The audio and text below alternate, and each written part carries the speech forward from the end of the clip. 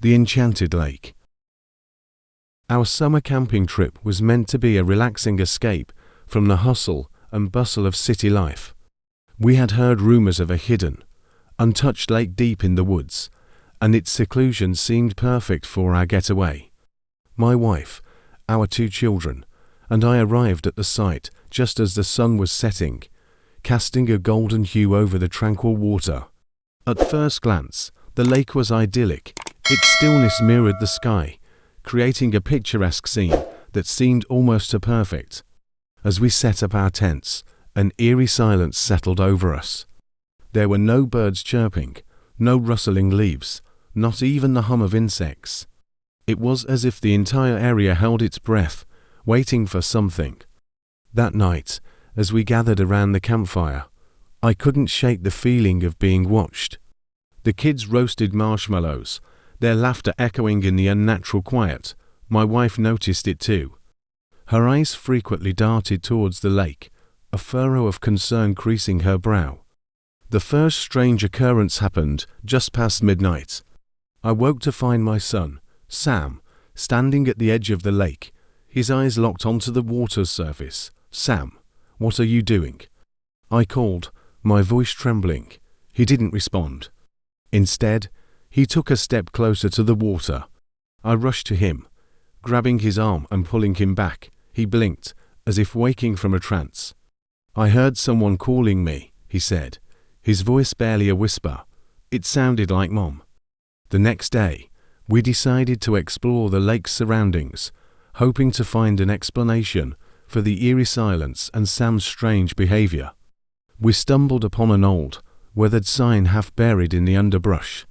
The faded letters warned of a local legend about a water spirit that lured unsuspecting victims to their doom. My wife and I exchanged uneasy glances, but we didn't want to scare the kids. We decided to stay close to camp and keep a vigilant eye on the lake. That night, the hypnotic pull of the water grew stronger. I found myself drawn to it, unable to resist its siren call. The ghostly reflections in the water seemed to beckon, whispering promises of peace and rest. It took all my willpower to break free from the enchantment. I knew we had to leave, but the spirit wouldn't let us go easily. As we packed up our campsite, the whispers grew louder, the pull stronger. My daughter, Lily, was next to fall under the spell. She walked towards the lake, her movements slow and deliberate. My wife and I managed to catch her just in time, pulling her back from the edge. Desperation set in, and we realized the spirit was growing more aggressive. We huddled together, trying to think of a way to break free. Remembering the legend, I searched for anything that could give us a clue. In the dim light of the dying campfire, I found an old journal hidden beneath a rock near the sign. It belonged to a fisherman who had once lived by the lake. His final entry spoke of a ritual to appease the spirit and break its hold, a personal item thrown into the lake as an offering. With no other choice, we each offered something precious: my wife's locket, Sam's toy soldier, Lily's bracelet, and my wedding ring. We threw them into the lake and held our breath. The water rippled, and the whispers ceased. The unnatural pull vanished, replaced by the natural sounds of the forest. Birds began to sing, and the wind rustled the leaves. We packed up quickly and left, never looking back. As we drove away, I couldn't help but glance at the lake in the rearview mirror. For a moment, I thought I saw a figure standing on the shore, watching us leave. We never spoke of the lake again, but the memory of its sinister beauty and the spirit's call would haunt us forever. Even though we escaped the lake, the experience left an indelible mark on us all. Life returned to its routine, but we couldn't shake the memories. The children had nightmares for weeks, and my wife and I would often wake up in cold sweats, haunted by the eerie silence and the spectral figure we thought we had seen. Months passed, and I convinced myself that the terror we experienced was a trick of the mind, a shared hallucination brought on by stress and fear. We resumed our normal lives, but something deep inside me had changed. I could never truly relax always on edge, always wary of the world around us. One night, as the first hints of autumn touched the air, I received a package. There was no return address, and the handwriting was unfamiliar. Inside, I found my wedding ring, gleaming as if it had never been in the lake's murky depths. Along with it was a note, scrawled in an untidy hand. The offering was accepted, but the spirit still watches. Do not return. A chill ran down my spine. How did this ring find its way back to me? Who sent it? And what did it mean that the spirit was still watching?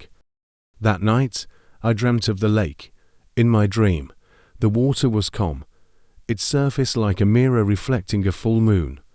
The spectral figure stood on the shore, now more distinct.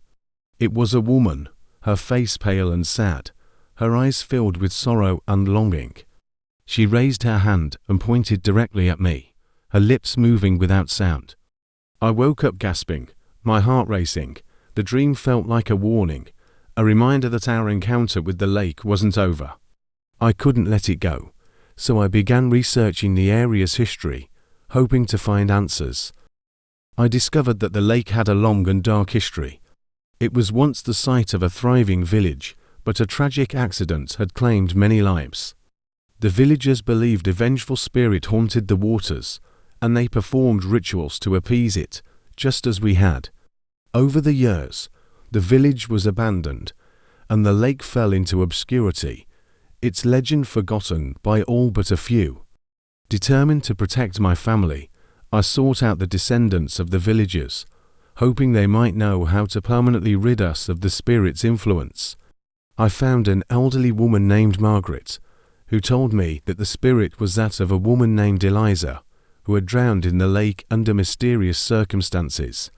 Her death had never been avenged, and her spirit lingered, seeking closure. Margaret believed that to truly free ourselves, we needed to find Eliza's remains and give her a proper burial. She handed me a map marked with the location where Eliza was said to have drowned. I knew returning to the lake was dangerous, but I couldn't let this spectre haunt us forever. I gathered my courage and returned to the lake alone, armed with a shovel and Margaret's map. The area was just as eerie as I remembered, the silence oppressive. Following the map, I found the spot and began to dig. After hours of grueling work, I uncovered a set of bones, tangled in the roots of an ancient tree.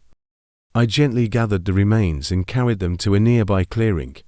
I dug a grave and placed the bones inside, whispering a prayer for Eliza's peace. As I covered the grave, the air around me seemed to lighten, and I felt a sense of calm wash over me. I stood by the grave for a long time, hoping this would finally end the curse. When I returned home, I felt a sense of relief. The nightmares stopped, and life slowly returned to normal. But every now and then, I still glance at the lake in my dreams, half expecting to see Eliza's figure standing there. The memory of that summer and the haunting beauty of the lake remains with me, a reminder of the darkness that can lurk beneath the surface of even the most serene places. Abandoned summer camp. We were 6 in total: Jenny, Mark, Sarah, Tom, Lisa, and me. It was Mark's idea to explore Camp Redwood, the infamous abandoned summer camp. The place had been closed for over 20 years, following a series of mysterious deaths. Local legends told of a vengeful spirit, but we scoffed at the stories, craving the thrill and the chance to prove ourselves braver than those before us. We arrived at twilight, the setting sun casting long shadows over the dilapidated cabins. The air was thick with the scent of decay, and a chorus of crickets filled the heavy silence.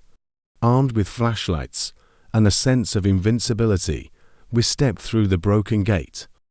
The main cabin was our first stop. Its door hung ajar, creaking eerily in the wind. Inside, the smell was worse, musty and metallic, like old blood. Jenny, always the curious one, found a pile of old, blood-stained clothes in the corner.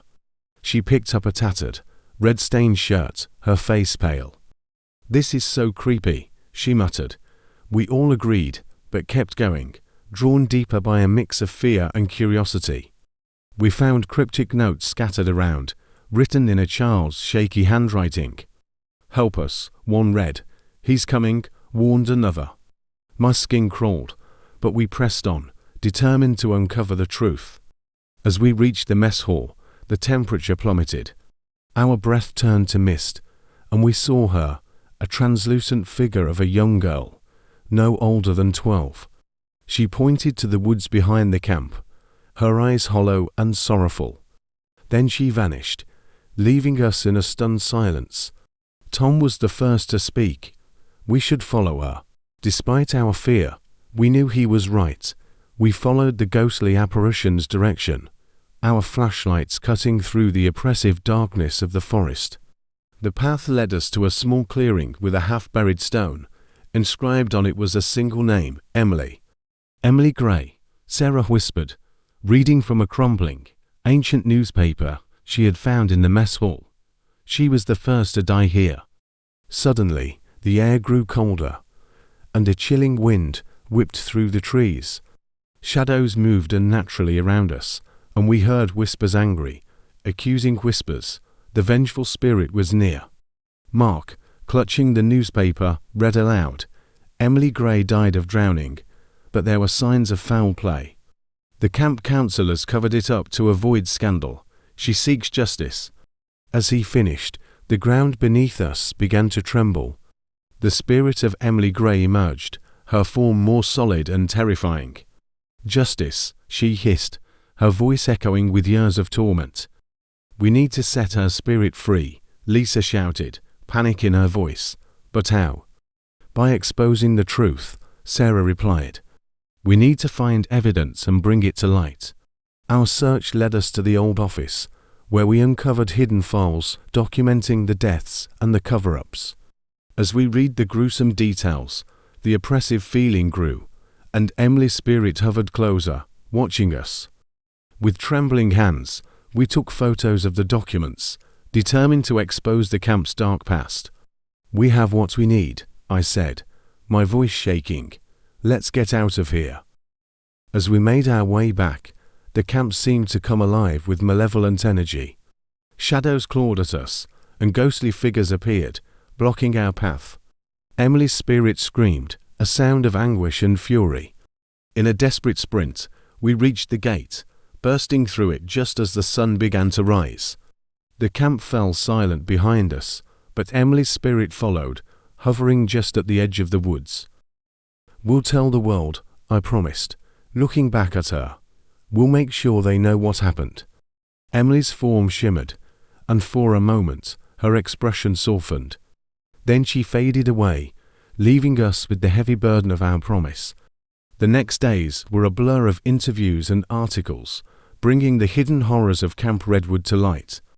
The truth was out, and the camp was finally being investigated. Emily's tragic story was told, and we hoped her spirit found peace. But at night, I sometimes hear whispers and feel a chill in the air, reminding me that some spirits never truly rest. Life slowly returned to a semblance of normalcy, though we exposed the horrors of Camp Redwood. The investigation led to a media frenzy, and our names were splashed across headlines.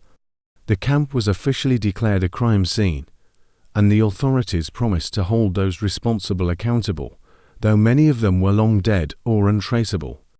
Weeks passed, and we all tried to move on, but something lingered in the back of my mind, a gnawing unease that wouldn't let go. It wasn't just the whispers in the dark or the cold spots that seemed to follow me. It was a feeling, a deep sense of unfinished business. Emily's spirit might have been appeased, but what about the others? One evening, Mark called us together. He sounded urgent, his voice trembling slightly. "We need to meet," he said. "I found something." Reluctantly, we gathered at his house.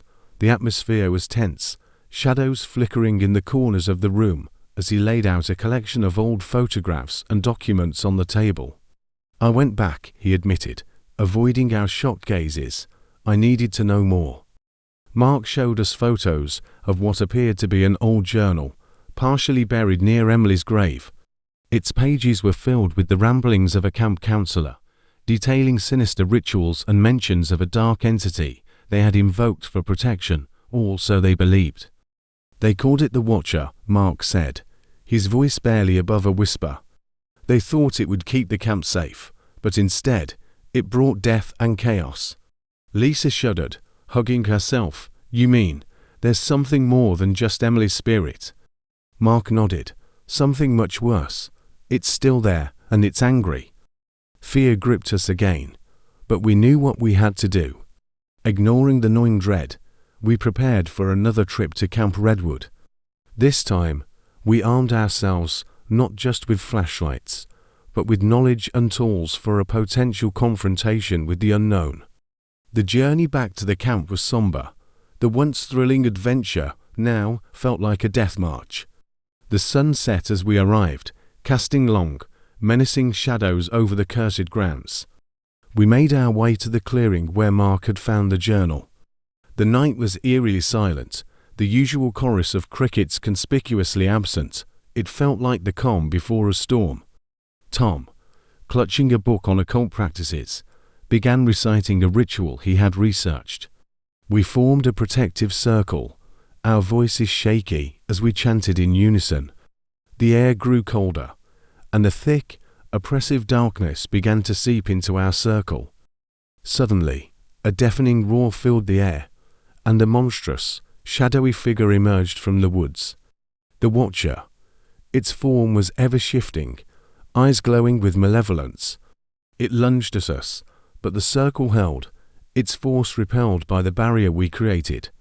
Keep chanting, Tom yelled, his voice strained with fear and effort. The entity shrieked, a sound that pierced our souls. But we continued, our voices growing stronger with each word. Slowly, painfully, the Watcher began to dissolve, its form disintegrating into the night. With one final, anguished wail, it vanished, leaving an eerie silence in its wake. Exhausted and trembling, we collapsed to the ground. The oppressive feeling lifted, replaced by a strange, peaceful quiet. We had done it. We had faced the darkness and survived. As dawn broke, we left Camp Redwood for the last time. The place still held its scars, but the evil had been vanquished. We knew we'd carry the memories of that night forever. But there was a sense of closure now. Emily and the others could finally rest, and so could we. Returning home, we promised to stay in touch, bound forever by our shared ordeal. Life went on, and though the whispers and chills gradually faded, the experience left a mark on each of us. We had confronted the horrors of the past and emerged victorious, forever changed but stronger for it. Yet, deep down, we knew that some horrors never truly disappear. They linger, hidden in the shadows, waiting for the unsuspecting to stumble upon them, and if they ever did, we would be ready,